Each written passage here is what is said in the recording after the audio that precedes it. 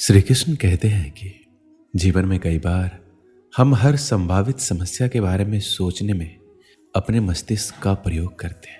दरअसल हमारा मस्तिष्क समस्याओं के बारे में सोचने के लिए नहीं बना है, उन्हें तो समाधान सोचने के लिए बनाया गया है। समाधान के बारे में सोचने के बाद हमारे मस्तिष्क का प्रयोग यह सोचने में होना चाहिए किस तरह इन सपनों को साकार किया जाए। डर को अपना गला ना दबाने दें, अपने डर को बाहर निकालें, इसे नष्ट करें, इसे तोड़ें, अपने से दूर करें, छोड़ें और इसे जाने दें। डर की आंखों में आंखें डालकर देखें, इसे चुनौती दें और ये दूर चला जाएगा। डर और चिंता का इलाज कर्म है। डर कर्म को सहन नहीं कर सकता। अपने सपनों का पीछा करें, चिंता ना करें, खुश रहें। डर बाधाएं देखता है, आस्था अवसर देखती है। डर समस्या देखता है, आस्था संभावनाएं देखती है। डर रुकावट का पत्थर देखता है, आस्था सीढ़ी देखती है। अगर आप खुद को कमजोर मानते हैं तो आप खुद का नहीं भगवान का अपमान करते हैं। एक हद तक भविष्य की चिंता करना भी जरूरी है। चिंता हमें मेहनत करने के लिए प्रेरित करती है।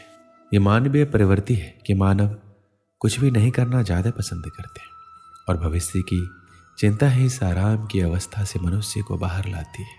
परिणाम की चिंता ना हो तो विद्यार्थी उतनी लगन से पढ़ाई ही नहीं करेंगे।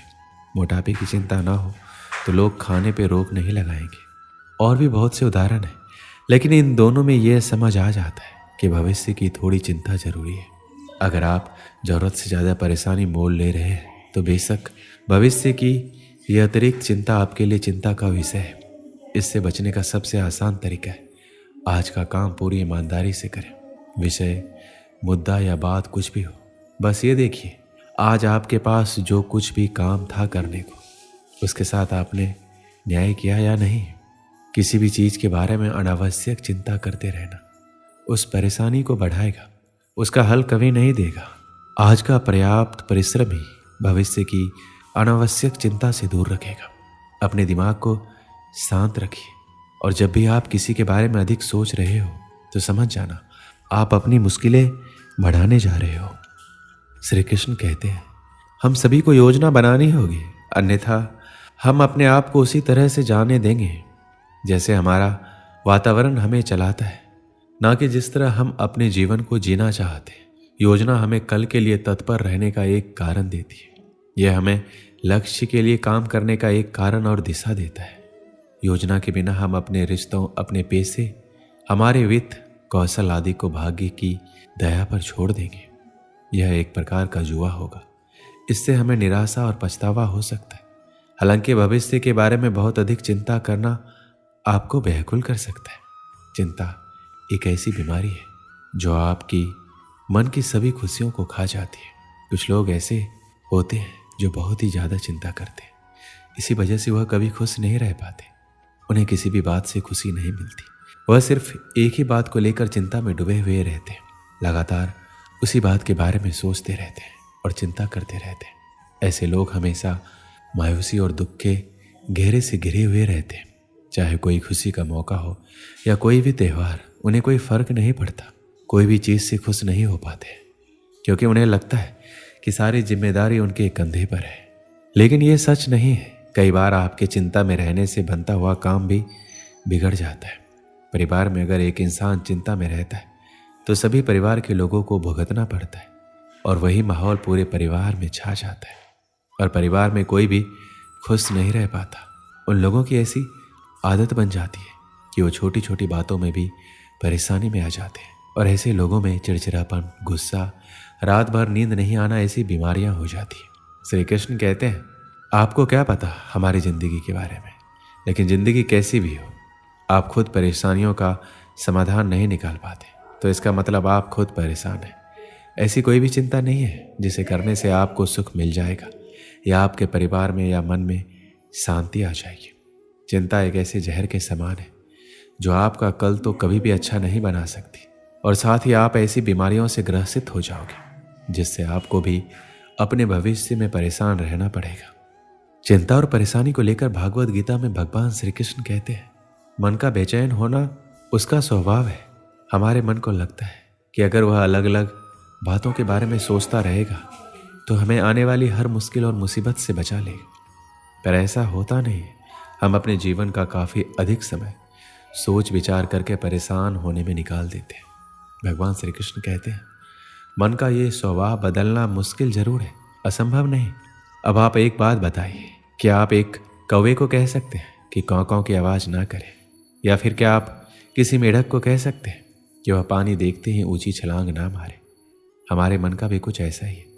जीवन में कुछ भी होता है, अच्छा या बुरा, हमारा मन उस पर काँव काँव करने लगता है। काँव काँव से मेरा मतलब है चिंता करना, व्याकुल होना। कोई बुरी बात होती भी नहीं है और मन परेशानी की ऊंची ऊंची लपेटें लेने लगता है। कभी कभी तो मुझे ऐसा लगता है हम में से कई लोग सिर्फ परेशान होने के लिए जीते हैं। सारी परेशानी, पीड़ा, दुविधा अक्सर हमारे मन की बनाई हुई कहानियाँ होती है। भगवान श्री कृष्ण हमारे मन को शांत और स्थिर करने के 2 उपाय देते हैं। पहला, ध्यान लगाना या करना। दूसरा, वैराग्य भाव सीखना। अब ध्यान या मेडिटेशन शब्द सुनते ही आप में से कई लोग कहेंगे कि आप आंख बंद करके सांसें अंदर बाहर नहीं ले सकते। ये हम सब गलती कर बैठते हैं। मेडिटेशन या ध्यान का मतलब सिर्फ आंख बंद कर बैठना नहीं होता। मेडिटेशन का मतलब होता है अपना पूरा ध्यान किसी चीज़ पर लगाना या उससे हटने नहीं देना। अगर आप रोटी बना रहे हैं तो सिर्फ उस बात पर ध्यान दीजिए। अगर आप कोई मूवी देख रहे हैं तो आपका पूरा ध्यान मूवी पर होना चाहिए। ये मत सोचिए कि मूवी देखकर आप अपना कितना वक्त बर्बाद कर रहे हैं। जब आप अपने जीवन के छोटे बड़े काम को पूरे ध्यान से करते हैं तो आपका जीवन ही एक मेडिटेशन बन जाता है।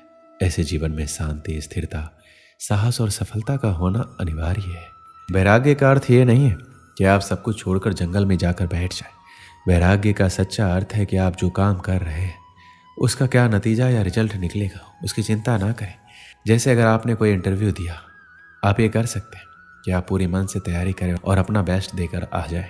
वह नौकरी मिलना या ना मिलना आपके हाथ में नहीं है। इस नतीजे के पीछे अलग अलग चीज़ें जो बिल्कुल आपके वश में नहीं है। तो जिस चीज़ के बारे में आप कुछ नहीं कर सकते उसके बारे में चिंता भी ना करें। यही वैराग्य का सच्चा मतलब होता है और यही है भगवान श्री कृष्ण का दूसरा उपाय, मन को चिंता के लपटों से बचाने का। याद रखिए, आप पूरे के पूरे इंसान हैं, समझदारी, संयम और कुशलता से भरे इंसान। आपका मन जब भी कौवे की तरह अलग अलग बातों पर आपको परेशान करने लगे तब अपने मन को भी प्यार से समझाइए और शांत कर लीजिए। बस अपने ऊपर विश्वास रखिए कि आप कभी अपना बुरा नहीं होने देंगे। एक बार एक मनोविज्ञान के प्रोफेसर छात्रों को पढ़ा रहे थे, जिसमें टॉपिक तनाव यानी स्ट्रेस को कैसे हैंडल किया जाए इसके बारे में कक्षा में सिद्धांत बता रहे थे। उस मनोविज्ञान के प्रोफेसर ने एक गिलास पानी उठाया। सभी छात्र ये सोचने लगे हमसे आधा गिलास खाली या आधा गिलास भरा के बारे में सवाल किया जाएगा। लेकिन मनोविज्ञान के प्रोफेसर ने ये सवाल नहीं किया। उसने किया, मैं कितना भारी पानी का गिलास पकड़ रहा हूँ। सभी छात्रों ने अलग अलग जवाब दिए। किसी ने बोला 500 ml, किसी ने बोला 200 ml। सभी के अलग अलग जवाब थे। मनोविज्ञान के प्रोफेसर ने उत्तर दिया, मेरे दृष्टिकोण से इस गिलास का पूर्ण भार से कोई मायने नहीं रखता। यह सब इस बात पर निर्भर करता है कि मैं गिलास को कितनी देर तक पकड़ता हूँ। अगर मैं इस गिलास को 1 या 2 मिनट के लिए पकड़ता हूँ तो ये मुझे हल्का लगेगा, और मैं इसे 1 घंटे के लिए पकड़ता हूँ तो मुझे भारी लगेगा। वही मैं इसे 1 दिन के लिए पकड़ता हूँ तो मुझसे ये नहीं होगा, मेरा हाथ सुन्न हो जाएगा और मुझे गिलास को छोड़ना पड़ेगा।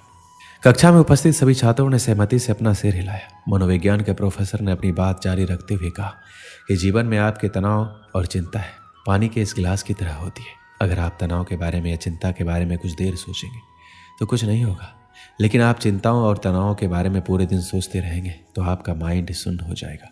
आप अपने रास्ते से भटक जाएंगे और आप जीवन में कुछ भी करने के लायक नहीं रहेंगे।